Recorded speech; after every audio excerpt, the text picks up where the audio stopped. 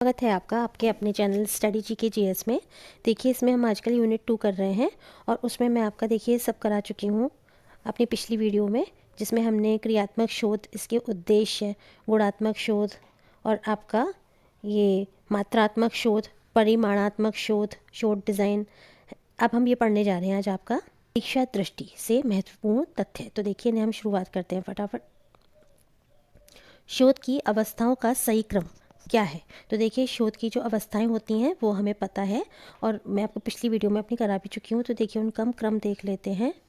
शोध समस्या का निर्धारण, शोध समस्या का निर्धारण, शोध उद्देश्यों को सूचीबद्ध करना, जो भी आपके शोध के उद्देश्य हैं उनको सूचीबद्ध करना, कार्य प्रणाली, उसके बाद डाटा विश्लेषण या डाटा एनालिसिस, उसके बाद परिणाम और चर्चा। तो ये आपकी शोध की अवस्थाओं का सही क्रम हो गया। उसके बाद आप देखिएगा बेहतर शोध नैतिकता, यानी शोध नैतिकता से क्या अभिप्राय है? केवल किसी पीएचडी शोध छात्र को ही विशेष समस्या सौंपना। देखिए ये जो ऑप्शंस आपके दिए होंगे ना, उसमें से इन्होंने करेक्ट वाला ऑप्शन उठा लिया है ना। लेकिन शोध नैतिकता क्या होती है? शोध नैतिकता से अर्थ है हमारा कि हम जो भी डेटाज वगैरह ले रहे हैं, जो भी हम सैंपल कलेक्ट कर रहे हैं या जो भी हम अपना शोध में कार्य करने जा रहे हैं, उसमें हमें किसी भी तरह से बाइस्डनेस नहीं लानी है। बिल्कुल उसकी नैतिकता को ध्यान में रखते हुए अपना सही रूप से सही वर्क करना है, ठीक है। और जो भी हमारे रिजल्ट आते हैं, भले ही हमारी परिकल्पना स्वीकृत होती है या अस्वीकृत होती है, उसको हमें एक्सेप्ट करना चाहिए जो भी हो। तो यही आपकी शोध नैतिकता है। आगे देखिएगा 9 वर्षीय बच्चे 7 वर्षीय बच्चे से ज़्यादा लंबे हैं। 9 वर्षीय बच्चे 7 वर्षीय बच्चे से ज़्यादा लंबे हैं। यह संदर्भ का उदाहरण है। ये मतलब किस तरह का उदाहरण है? तो ये आपका प्रतिनिध्यात्मक अध्ययन है ना। कैसा? Cross sectional. क्रॉस सेक्शनल में क्या होता है? मान लीजिए 6th क्लास है, उसमें आपके सपोज कीजिए 50 बच्चे हैं। 7th क्लास में आपके मान लीजिए 40 बच्चे हैं। 8th क्लास में आपके 45 बच्चे हैं। 9th में आपके 40 बच्चे हैं। तो हम क्या करते हैं, हम सबका पर्टिकुलर बार बार ये बच्चा इस क्लास में गया तो कितनी हाइट है, फिर इसमें गया कितनी हाइट है, इसमें क्या है बहुत समय व्यय हो जाएगा, है ना, खर्च हो जाएगा। तो हम क्या करते हैं कि मान लीजिए हमने इस तरीके से अपना डेटा उठा लिया। मान लीजिए 6 के 2 बच्चे ले लिए, 7th के यहाँ से 2 ले लिए, 8th के 2 ले लिए, 9th के ले लिए और उनके बीच में हमने कंपैरिजन कर लिया। तो ये आपका क्रॉस सेक्शनल डेटा कहलाता है, यानी कि प्रतिनिध्यात्मक अध्ययन ये कहलाता है। शोध की रूपरेखा, शोध की रूपरेखा। तो इसमें देखिए सबसे पहले क्या क्या आएगा आपका? शीर्षक। शोध की रूपरेखा में तो आपका शीर्षक, फिर उस मतलब आपका टॉपिक, उसके बाद भूमिका, मुख्य भाग, निष्कर्ष और फिर आपकी संदर्भ सूची, है ना, आपकी रेफरेंस जो आपकी स्केड्यूल होती है, सूची होती है, वो आती है। अब देखिए शोध लिखना शुरू करने से पहले शीर्षक का चुनाव करना चाहिए। ऑब्वियस सी बात है, सबसे पहले एक टॉपिक होना चाहिए, उसका हमें चुनाव करना चाहिए, तभी तो हम शोध अपना लिख पाएंगे। उसके बाद है आपका भूमिका, को प्रस्तावना भी कहा जाता है। प्रस्तावना द्वारा शोध के बारे में संक्षिप्त रूप में कहा जाता है ना, कि हमारा जो शोध है वो क्या है, हम इसमें क्या करना चाह रहे हैं। उसके बाद है आपका देखिए मुख्य भाग में विषय वस्तु के बारे में विस्तार किया जाता है। निष्कर्ष या उपसंहार में, निष्कर्ष या उपसंहार में शोध का सारांश, है ना, समरी लिखी जाती है शोध की। शोध लिखने के लिए किन किन पुस्तकों, पत्र पत्रिकाओं, सामाजिक पत्रों, सरकारी दस्तावेजों, शोध लेखों आदि की मदद ली गई है, उनके नाम संदर्भ सूची में, है ना, उनके नाम संदर्भ सूची में लिखना चाहिए। किस किस की हेल्प से आपने जो अपना शोध कार्य है वो पूरा किया है, वो हम इसमें लिखते हैं। आगे देखिएगा शोध के चरण, शोध के चरण। तो देखिए इसमें हमारे कौन कौन से चरण हैं? स्लूटर ने शोध के निम्नलिखित चरण बताए हैं। कौन कौन से हैं? विशेष विषय का चुनाव, शोध समस्या को जानने के लिए क्षेत्र का सर्वेक्षण, संदर्भ ग्रंथ सूची का निर्माण करना, समस्या को परिभाषित या निर्मित करना, समस्या के तत्वों का विभेदीकरण और रूपरेखा निर्माण करना, आंकड़ों से प्रत्यक्ष या अप्रत्यक्ष संबंधों के आधार पर समस्या के तत्वों का वर्गीकरण करना। उसके बाद देखिएगा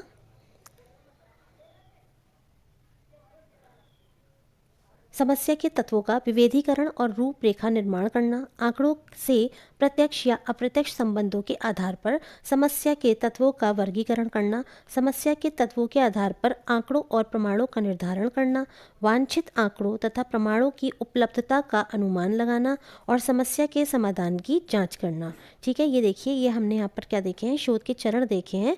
अब इसमें आगे देखिएगा और क्या है, ये देखिए उसके बाद है आपका आंकड़ों तथा सूचनाओं का संकलन करना। ठीक है, आंकड़ों तथा सूचनाओं का संकलन करना, आंकड़ों को विश्लेषण के लिए व्यवस्थित और नियमित करना, आंकड़ों तथा प्रमाणों का विश्लेषण एवं विवेचना करना, विवेचना प्रस्तुति के लिए आंकड़ों को व्यवस्थित करना, उदाहरणों यानी कि उदाहरणों तथा संदर्भ का चयन एवं प्रयोग करना, शोध प्रस्तुतिकरण के स्वरूप और शैली को विकसित करना। तो ये आपके शोध के चरण हैं जो कि किसके द्वारा दिए गए थे, ये आप देख सकते हैं। ये आपके दिए गए हैं स्लूटर के द्वारा, है ना। लेकिन आमतौर पे यही सब आपके शोध के चरण होते हैं। मतलब ये इन्होंने क्रम वाइज आपको बता दिया है कि शोध करते वक्त क्या क्या होता है, कैसे कैसे होता है। अगला देखिएगा, सी आर कोठारी के अनुसार शोध के चरण निम्न हैं। पहला है शोध समस्या का निर्धारण, गहन साहित्य सर्वेक्षण, उपकल्पना का निर्माण, शोध प्रारूप का निर्धारण, निर्देशन प्रारूप निर्धारण, आंकड़ों का संकलन करना, प्रोजेक्ट का संपादन करना, आंकड़ों का विश्लेषण करना, उपकल्पनाओं का विश्लेषण करना, सामान्यीकरण और विवेचन, रिपोर्ट तैयार करना और परिणामों का प्रस्तुतिकरण या निष्कर्षों का औपचारिक लेखन करना। तो इस तरीके से ये सभी आपके शोध के चरण हैं जो कि सी आर कोठारी जी के द्वारा बताए गए हैं। आगे देखिएगा सैम्पलिंग। अब हम देखेंगे सैम्पलिंग क्या होता है। देखिए अब हम इसमें आगे देखते हैं प्रतिदर्शन यानी कि सैम्पलिंग। शोधकर्ता अपने शोध के लिए जनसंख्या पॉपुलेशन से निश्चित संख्या में कुछ सदस्यों या वस्तुओं का चयन कर लेता है। इस चयनित संख्या को ही हम व्यवहार परक शोध में प्रतिदर्श या सैंपल कहते हैं तथा प्रतिदर्श चयन करने की प्रविधि को हम प्रतिदर्शन या सैम्पलिंग कहा जाता है। देखिए और शोध करने के लिए मान लीजिए आपने डिसाइड करा कि मुझे क्षेत्र ए जो है, मान लीजिए कोई डिस्ट्रिक्ट है, ये इतना बड़ा क्षेत्र ए है, मुझे इसमें से अपना जो है क्या करना है, अपना रिसर्च वर्क करना है। ठीक है, तो यहाँ तो आपका क्या हो गया, ये आपके जितने भी लोग हैं, मान लीजिए इसमें आपके 10 लाख, ये चलिए यही उदाहरण मैं ले लेती हूँ। मान लीजिए यहाँ पर जो है 10,000 लोग रहते हैं, सपोज करिए सिटी में, ये एक छोटी सी सिटी है। तो ये आपकी सब क्या कहलाएगी, पॉपुलेशन कहलाएगी, है ना, जिनमें से आपको अपना सैंपल कलेक्ट करना है। और मान लीजिए इनमें से आपने 1,000 लोग, या मान लीजिए रैंडमली आपने 100 लोग, या 10,000 में से जितने भी आप चाहें 1,000, 2,000 या 500 लोग आपने चुनाव कर लिया, तो वो आपके क्या कहलाएंगे, सैंपल कहलाएंगे। ठीक है, और ये जो आपकी टेक्निक है जो आप यूज़ कर रहे हैं, ये आपकी क्या कहलाएगी, प्रतिदर्शन कहलाएगी, या ये सैम्पलिंग मेथड आपका कहलाता है। ठीक है, जैसे जैसे शोधकर्ता किसी, अब देखिए दूसरा एग्जाम्पल लिया इन्होंने, जैसे कोई शोधकर्ता किसी विश्वविद्यालय, किसी यूनिवर्सिटी के 10,000 छात्रों में से 1,000 छात्रों को या 100 छात्रों को अपने शोध में सम्मिलित करने के उद्देश्य से चयन कर लेता है, तो यह 1,000 या 100 छात्रों का जो चुना हुआ समूह है वो क्या कहलाएगा, आपका प्रतिदर्शनी सैंपल कहलाएगा। तथा 10,000 छात्रों की संख्या जो थी वो आपकी क्या कहलाएगी, पॉपुलेशन कहलाएगी, है ना। इस प्रक्रिया को क्या कहेंगे, पूरी इस प्रक्रिया को हम सैंपलिंग कहेंगे, प्रतिदर्शन कहेंगे। ठीक है, आगे देखिएगा, परीक्षा की दृष्टि से महत्वपूर्ण तथ्य देखिए, देख लीजिए, नियंत्रित समूह, है ना। तो ये क्या होगा, आपका प्रयोगात्मक शोध में इस्तेमाल करते हैं हम नियंत्रित समूह का। किसी राष्ट्रीयकृत बैंक की कार्यकारी क्षमता की जांच करना, तो आप क्या अपनाएंगे, हम अपनाएंगे क्षेत्र प्रति चयन को, फील्ड सैंपलिंग को। एक शोध पत्र शोध कार्य की रिपोर्ट होती है, एक शोध पत्र शोध कार्य की रिपोर्ट होती है जिसका आधार क्या होता है, प्राथमिक और सेकेंडरी डेटा, यानी प्राइमरी एंड सेकेंडरी डेटा, प्राथमिक और द्वितीयक आंकड़ा। न्यूटन की गति के नियम के तीन मूल सिद्धांत प्रस्तुत किए, इसलिए इसका जो शोध है ये किस वर्गीकरण में आएगा, तो ये आएगा आपका मूलभूत शोध के रूप में, क्योंकि इससे पहले ये सिद्धांत किसी के भी द्वारा नहीं दिए गए थे, ना ही इनका कोई इस तरीके से विवरण या वर्गीकरण दिया गया था। तो इसीलिए ये जो है इनका मूलभूत शोध कहलाएगा, है ना, किसका, न्यूटन की गति के नियम के जो तीन मूल सिद्धांत हैं हम सभी जानते हैं वो। अगला देखिएगा, प्रतिदर्शन के बारे में पढ़ा, सैम्पलिंग के बारे में पढ़ा, है ना, पॉपुलेशन के बारे में पढ़ा। जैसे मैंने आपको बताया कि एक छोटे से शहर में मान लीजिए 10,000 लोग रहते हैं, या अभी हमने एक उदाहरण लिया, एक यूनिवर्सिटी में 10,000 बच्चे हैं, उनमें से 1,000 या 100 बच्चों के ऊपर अगर हम उनको चुनते हैं अपना रिसर्च वर्क करने के लिए, तो वो हमारे सैंपल कहलाते हैं। तो देखिए इसी तरह से जो जनसंख्या है टोटल, है ना, से तात्पर्य ऐसे व्यक्तियों या वस्तुओं से होता है जिसे शोधकर्ता अपने शोध के संदर्भ में स्पष्ट रूप से परिभाषित करता है तथा उसकी पहचान करके रखता है कि मान लीजिए मुझे कोई अपना रिसर्च वर्क करना है, तो मुझे इस यूनिवर्सिटी से करना है या इस फील्ड से करना है, ये मेरी क्या है, पॉपुलेशन कहलाएगी। जैसे शिक्षकों का समूह, सभी डॉक्टर्स का समूह, सभी इंजीनियर्स का समूह, या किसी स्कूल के सभी छात्र, या किसी सिटी के लोग, है ना। तो ये सब आपके क्या है, उदाहरण है किसके, जनसंख्या या समष्टि के। आगे देखिए जनसंख्या, ये आपकी वो वाली हम जनसंख्या की बात नहीं कर रहे हैं जो आप पॉपुलेशन सेंसस पढ़ते हैं। यहाँ पे हम अपने रिसर्च से रिलेटेड जिन लोगों पे हम अध्ययन करना चाहते हैं, जिस एरिया में अध्ययन करना चाहते हैं, उसको हम ले रहे हैं। तो देखिए 2 प्रकार के होते हैं, एक होते हैं आपके परिमित जनसंख्या और दूसरी आपकी होती है अपरिमित जनसंख्या। इसके बारे में हम पढ़ लेते हैं। परिमित जनसंख्या ऐसी जनसंख्या को कहा जाता है जिसके सदस्यों की गिनती की जा सकती है। गिनती की जा सकती है, आप गिन सकते हैं कि 1000 है, 2000 है, 4000 है, कितने हैं, जैसे सभी इंजीनियरों का समूह। और अपरिमित संख्या, अपरिमित जनसंख्या कैसी है, वैसी जनसंख्या को कहा जाता है जिसकी गिनती नहीं की जा सकती, जैसे नदी में मछलियाँ, आसमान में तारे, है ना, इनकी गिनती करना बहुत मुश्किल है। तो ये आपका क्या हो गया, अपरिमित जनसंख्या, और पहला आपका हो गया परिमित जनसंख्या। आगे देखिएगा, परीक्षा की दृष्टि से फिर से आपके महत्वपूर्ण तथ्य आ जाते हैं। ये देखिए, ये जो आपके दिए गए हैं ना, ये सब आ चुके हैं एग्जाम में किसी न किसी फॉर्म में, तो इनको इन्होंने वन लाइनर्स की फॉर्म में आपकी वीडियोस में डाल दिया है। वह चर जिसका हम औसतांक वह चर जिसका हम औसतांक या माध्य तथा मानक विचलन निकाल सकते हैं, वह नापे जाते हैं अंतराल मापनी से। किससे, अंतराल मापनी से। परिकल्पना क्या है, संभावित उत्तर ही तो होती है, या अनंतिम उत्तर या संभावित उत्तर होती है आपके अनुसंधान का। एक अनुसंधानकर्ता किसी शहरी क्षेत्र में एक राजनीतिक दल विशेष की संभावनाओं के अध्ययन हेतु इच्छुक है। इस अध्ययन हेतु उसे क्या देनी चाहिए, प्रश्नावली, क्वेश्चनायर देना चाहिए। क्वेश्चनायर के थ्रू क्या होगा कि वो जो है अपने क्वेश्चनायर्स को चाहे तो ईमेल से चाहे डाक के द्वारा प्रेषित कर सकता है, और इस तरह से वो इन सब के बारे में अपने रेस्पोंडेंट से जो है आंसर्स ले सकता है। परिकल्पना के संदर्भ में सही है क्या, यह केवल नल परिकल्पना है जिसका परीक्षण किया जा सकता है। APA शैली के संदर्भ में प्रारूप के मूलभूत नियम क्या हैं, लेखकों के नाम उल्टा करके लिखें। लेखकों के नाम उल्टा करके लिखें। जैसे मान लीजिए, सपोज कीजिए कोई भी आपके लेखक है, मान लीजिए अनुज भाटिया या अनुज कुमार भाटिया, है ना, अनुज भाटिया, तो लिखा जाएगा भाटिया अनुज, इस तरीके से लिखा जाता है। लंबी कृतियों जैसे पुस्तक एवं जनरल के शीर्षक तिरछा करके लिखें। लंबी कृतियों जैसे पुस्तक एवं जनरल के शीर्षक तिरछा करके लिखें। संदर्भ सूची प्रविष्टियों का वर्णानुक्रम में सूचीयन करें, है ना। आगे देखिएगा, उपलब्धि परीक्षण प्राय प्रयुक्त किए जाते हैं। उपलब्धि परीक्षण प्रायः ही प्रयुक्त किए जाते हैं शिक्षण के पश्चात सीखने की मात्रा के मूल्यांकन के लिए। एक अध्यापक विद्यार्थियों के अधिगम की कठिनाइयों को ज्ञात करना चाहता है, इसके लिए क्या उपयोग कर सकता है, ये नैदानिक परीक्षण को। किसको, नैदानिक परीक्षण को।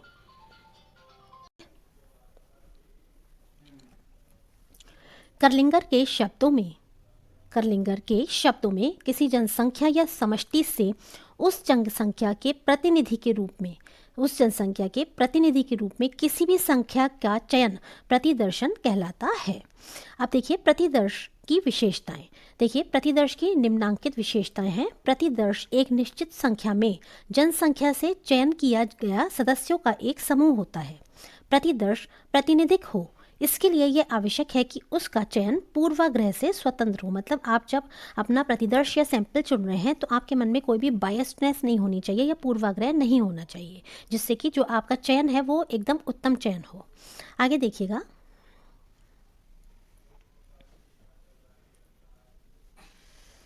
प्रतिदर्श को प्रतिनिधित्व होने के लिए यह आवश्यक है कि, यानी जो आपका सैंपल है वो आपका एक आइडियल रिप्रेजेंटेटिव हो, उसके लिए ये आवश्यक है कि जनसंख्या समष्टि अच्छी तरह से परिभाषित हो। जनसंख्या जो है जो आप अपनी रिसर्च में जिस जनसंख्या को ले रहे हैं अपने रिसर्च के लिए, तो वो वेल डिफाइंड हो, अच्छी तरह से परिभाषित हो कि आपका जनसंख्या से वहाँ पे क्या मतलब है, आपने किन को लिया है अपनी रिसर्च में। नेक्स्ट देखिए, व्यवहार परक शोधों में प्रयुक्त होने वाले प्रतिदर्शन को मुख्यतः 2 भागों में बांटा जाता है। ठीक है, अब आप देखिएगा ये कौन कौन से हैं। सबसे पहला है आपका प्रतिदर्शन के प्रकार में, देखिए अभी मैंने आपको बताया 2 प्रकार के, संभाव्यता प्रतिदर्शन और दूसरा है आपका असंभाव्यता प्रतिदर्शन, यानी कि प्रोबेबिलिटी सैंपलिंग। नेक्स्ट है आपका नॉन प्रोबेबिलिटी सैंपल। तो प्रोबेबिलिटी सैंपलिंग यानी संभाव्यता प्रतिदर्शन में कौन कौन से टाइप्स हैं, बेसिकली इन्होंने जो दिए हैं वो है आपके साधारण यादृच्छिक प्रतिदर्शन, स्तरित यादृच्छिक प्रतिदर्शन या आपका क्षेत्र या गुच्छ प्रतिदर्शन। ठीक है, ये इन्होंने 3 टाइप्स इसके बताए हैं। आगे देखिएगा, असंभाव्यता प्रतिदर्शन के कौन कौन से प्रकार हैं। तो देखिए, कोटा प्रतिदर्शन, प्रासंगिक प्रतिदर्शन, उद्देश्यपूर्ण प्रतिदर्शन, क्रमबद्ध प्रतिदर्शन, हिमकंदुक प्रतिदर्शन, संतृप्ति प्रतिदर्शन, घनीभूत प्रतिदर्शन। तो इस तरह से ये इन्होंने इतने सारे इसके टाइप्स बताए हैं। अब आइए इनके बारे में हम थोड़ा थोड़ा पढ़ लेते हैं कि ये क्या है। सबसे पहले देखिएगा संभाव्यता यानी कि प्रोबेबिलिटी सैंपल। ठीक है, तो देखिए प्रोबेबिलिटी सैंपलिंग या संभाव्यता प्रतिदर्शन से क्या मतलब है। वैसे प्रतिदर्शन परियोजना को कहा जाता है जिसमें जनसंख्या के सदस्यों का प्रतिदर्श में सम्मिलित किए जाने की संभावना ज्ञात होती है। संभाव्यता प्रतिदर्श के निम्नलिखित 3 प्रकार हैं, यानी ऐसे आपके प्रतिदर्शन जिनमें जनसंख्या के सदस्यों का प्रतिदर्श में सम्मिलित किए जाने की संभावना ज्ञात होती है ना। और ये देखिए संभाव्यता प्रतिदर्श के निम्नलिखित 3 प्रकार हैं। जैसे ऐसे भी हम बोल सकते हैं, मान लीजिए जैसे हम लोग हाउजी गेम खेलते हैं तो हाउजी में 1 to 90 आपके नंबर्स होते हैं। तो आप देखिए हमें पता है कि 90 में से हर एक नंबर को चांस मिलता है कि उसको उठा लिया जाए। तो ये आपका एक तरह से संभाव्यता प्रतिदर्शन है। आप देखिएगा साधारण यादृच्छिक प्रतिदर्शन, ये क्या है। इस प्रतिदर्शन में जनसंख्या के प्रत्येक सदस्य को प्रतिदर्श में सम्मिलित किए जाने की संभावना बराबर होती है तथा साथ ही साथ किसी एक सदस्य का चयन दूसरे सदस्य के चयन पर आधारित ना होकर स्वतंत्र होता है। ठीक है, इसमें किसी भी चीज़ का, किसी भी आप जो सैंपल का आप चयन करेंगे वो आपका किसी भी दूसरे के ऊपर आधारित नहीं होता, बल्कि उसका चयन जो है स्वतंत्र होता है। ठीक है, नेक्स्ट देखिएगा स्तरित यादृच्छिक प्रतिचयन। ये आपका क्या है, ये वैसी प्रविधि है जिसमें शोधकर्ता जनसंख्या की कुछ ज्ञात विशेषताओं के अनुरूप प्रतिदर्श का चयन करने की कोशिश करता है।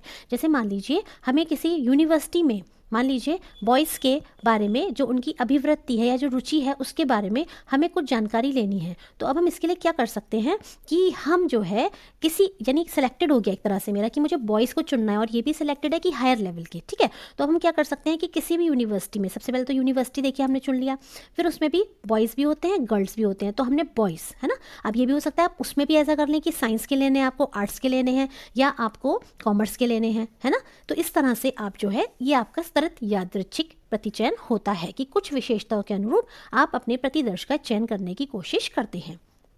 नेक्स्ट है आपका क्षेत्र या गुच्छ प्रतिदर्शन।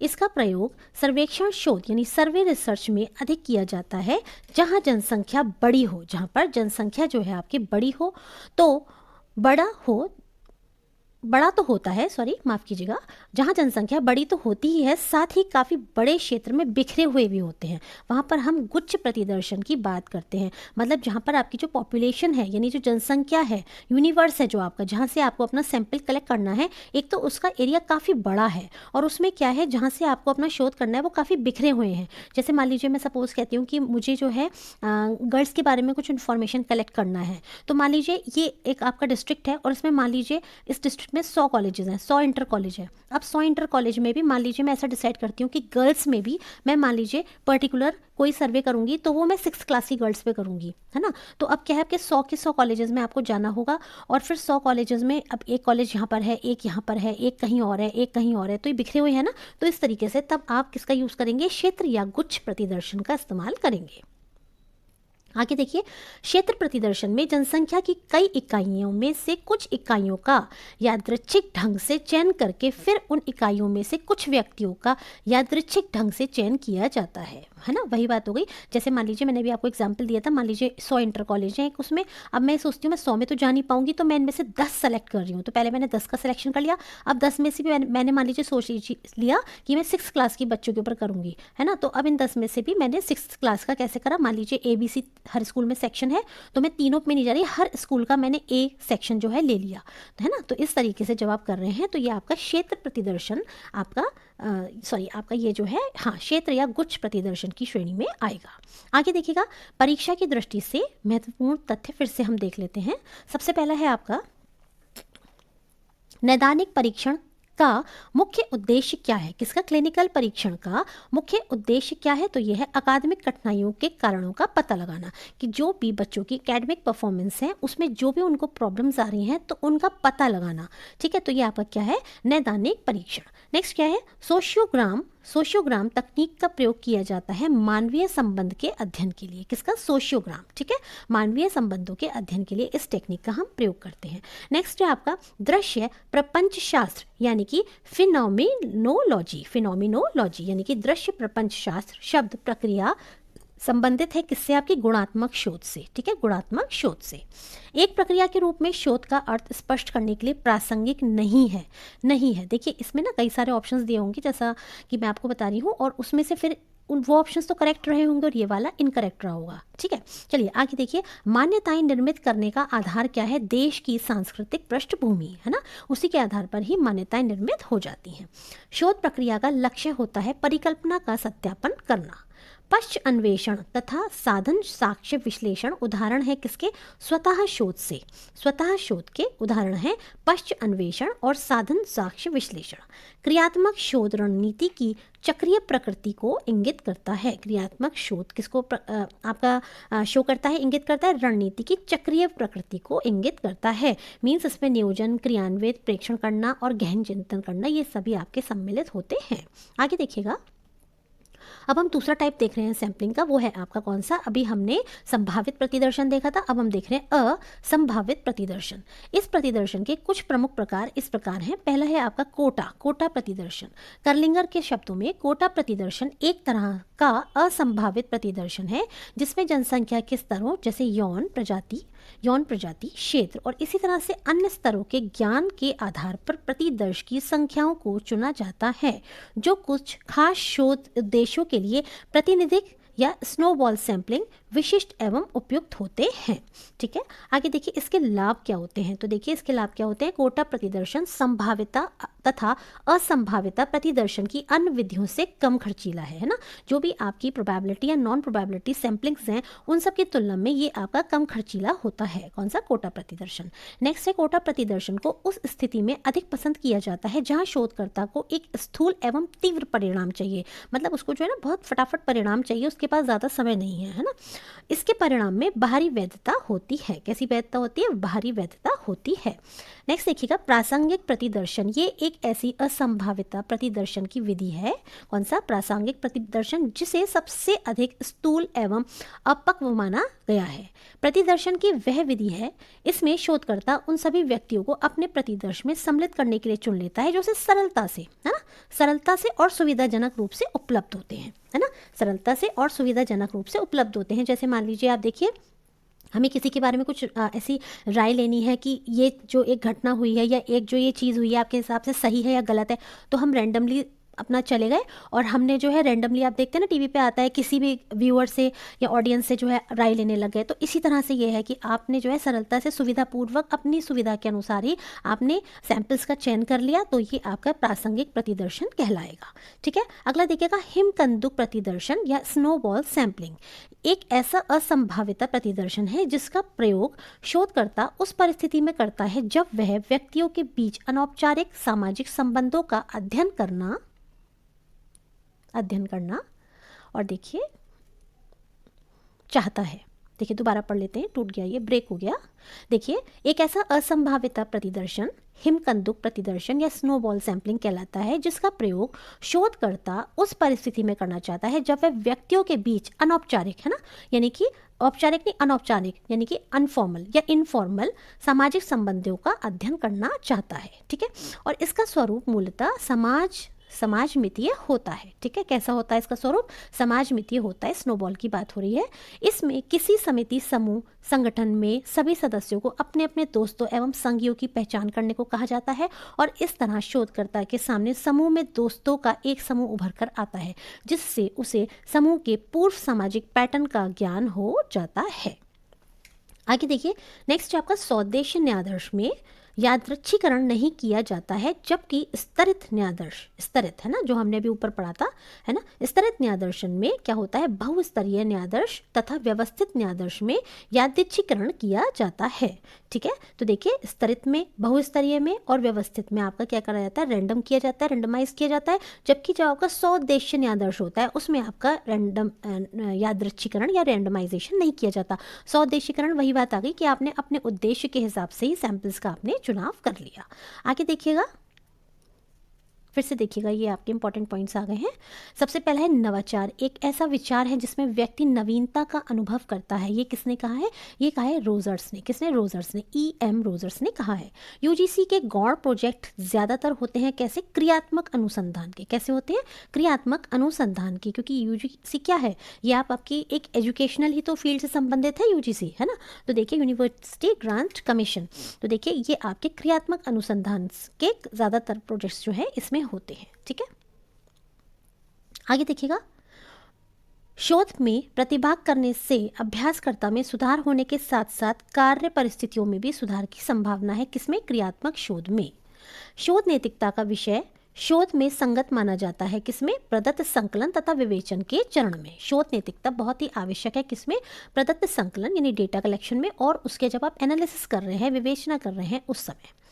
तात्कालिक उपयोग में आने वाली अनुसंधान धारा कौन सी है? क्रियात्मक अनुसंधान, है ना। तात्कालिक मतलब आपको क्लास में कुछ प्रॉब्लम लग रही है और उससे रिलेटेड आप कुछ रिसर्च कर रहे हैं, मतलब उसका ये नहीं है कि आप बहुत लंबी चौड़ी रिसर्च करेंगे, लिखेंगे, ऐसा नहीं है। आपने उसको ही उस पर देखा क्या प्रॉब्लम्स है, क्या क्या है, कैसे हैं, और उसको आपने सुलझा लिया, तो ये भी आपका एक क्रियात्मक अनुसंधान है ना। तात्कालिक उपयोग। शोध कार्य करने की प्रक्रिया में परिकल्पना को सूत्रबद्ध करने के पश्चात क्या आता है? आंकड़ों का एकत्रीकरण। ठीक है, जब आप हाइपोथेसिस बना लेते हैं तो उसके बाद आप क्या करते हैं? आप डेटा कलेक्शन करते हैं। ठीक है, नेक्स्ट देखिएगा, शोध अभिवृत्ति। शोध अभिवृत्ति यानी रिसर्च एप्टीट्यूड।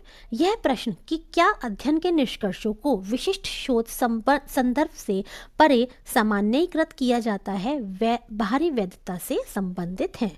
यह प्रश्न कि क्या अध्ययन के निष्कर्षों को विशिष्ट शोध संबंध, जो आपने शोध कराए विशिष्ट रूप से, तो विशिष्ट शोध संदर्भ से परे, उनको क्या हम जनरलाइजेशन उनका कर सकते हैं, है ना। बाहरी वैधता से ये संबंधित है। जब अनुसंधानकर्ता लिंग अध्ययन के प्रतिभागी के व्यवहार को प्रभावित करता है तो इसे जैव सामाजिक प्रभाव कहा जाता है। ठीक है, अनुसंधानकर्ता की अभिवृत्ति किसी अध्ययन के प्रतिभागियों पर मनोसामाजिक प्रभाव डाल सकती है या डाल सकता है। उसकी जो अभिवृत्ति है, किसकी? रिसर्चर की। डबल ब्लाइंड अध्ययन में शोधकर्ता को प्रायोगिक और प्लेसिबो समूह की पहचान की जानकारी नहीं होती है। किसमें? डबल ब्लाइंड जो अध्ययन होता है उसमें। अंतर्निहित स्मृति के तीन मुख्य प्रकार हैं। कौन कौन से हैं? कार्यविधिक स्मृति, प्रतिक्रियात्मक स्मृति, प्राइमिंग तथा शास्त्रीय अनुकूलन प्रभाव। लिंकट स्केल सबसे आसान अभिवृत्तिक स्केल है जो एक समाकलित कोटि निर्धारण स्केल होता है। शोध करने के लिए आरंभिक अनिवार्यता अनुसंधान की क्या है? प्रश्न तैयार करना, है ना। अनुसंधान प्रश्न तैयार करना है। शोध का मुख्य उद्देश्य क्या है? नए तथ्यों की खोज करना अथवा ज्ञात तथ्यों की ताज़ा व्याख्या करना है। किसका?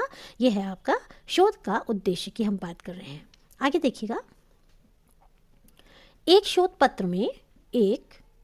पत्र में समकक्षी पुनरीक्षित मूल शोध या अन्य द्वारा किए गए शोध का मूल्यांकन निहित होता है। ठीक है, मतलब जब आप अपना शोध पत्र लिखते हैं तो उसमें क्या होता है? समकक्षी, है ना, उसी के समान पुनरीक्षित मूल शोध या अन्य द्वारा किए गए शोध का मूल्यांकन निहित होता है। शोध डिजाइन में आंकड़ों के संकलन और विश्लेषण के प्रत्येक स्तर के लिए एक ढांचा बनाया जाता है। शोध निबंध के अनिवार्य तत्व कौन कौन से हैं? प्रस्तावना, साहित्य पुनर्वीक्षण, शोध प्रणालियाँ, परिणाम चर्चा और निष्कर्ष। किसी शोध समस्या के निरूपण की तुलना भवन की नींव डालने से की जाती है। नेक्स्ट देखिएगा, मतलब ये क्या कह रहे हैं? किसी शोध समस्या के निरूपण की तुलना किससे की जाती है? भवन में। जैसे आप नींव डालते हैं, उसमें पूरा भवन खड़ा करते हैं, उसी तरह से इससे तुलना कर रहे हैं। आगे देखिए, प्रतिवेदन प्रारूप औपचारिक रूप में निर्दिष्ट होता है डॉक्टरेट स्तरीय शोध पत्र में। ठीक है, प्रतिवेदन प्रारूप औपचारिक रूप में निर्दिष्ट होता है डॉक्टरेट स्तरीय शोध पत्र में। सृजनशील और समीक्षात्मक चिंतन के संपोषण की अधिक क्षमता है कार्यशाला में भागीदारी क्रियाकलाप में। ठीक है, कार्यशाला में भागीदारी ले रहे हैं आप, क्रियाकलाप कर रहे हैं, तो उसमें क्रिएटिविटी ज़्यादा हो सकती है। समीक्षात्मक चिंतन के संपोषण की अधिक क्षमता होती है। जब सामाजिक शोध की योजना बनाई जाए तो बेहतर होगा क्या कि खुले दिमाग से विषय के बारे में सोचा जाए। जब हम सामाजिक शोध की योजना बना रहे हैं, कक्षा संप्रेषण आधार है। किसका? कक्षा संप्रेषण किसका आधार है? सामाजिक पहचान का। संप्रेषण प्रतिभागियों का चयन प्रभावित होता है सानिध्य से, उपयोगिता से, अकेलापन कारक द्वारा। आगमनात्मक तर्क आधारित है प्रकृति की समरसता पर। आगमनात्मक तर्क किस पर आधारित है? प्रकृति की समरसता पर। अब देखिए यहाँ पर आपका ये टॉपिक एक तरह से कहना चाहिए ओवर हो गया है, और अब इसमें परीक्षा उपयोगी तथ्य हैं। ठीक है, ये देखिए, तो अब हम इसको अपनी कल की नेक्स्ट वीडियो में लेंगे।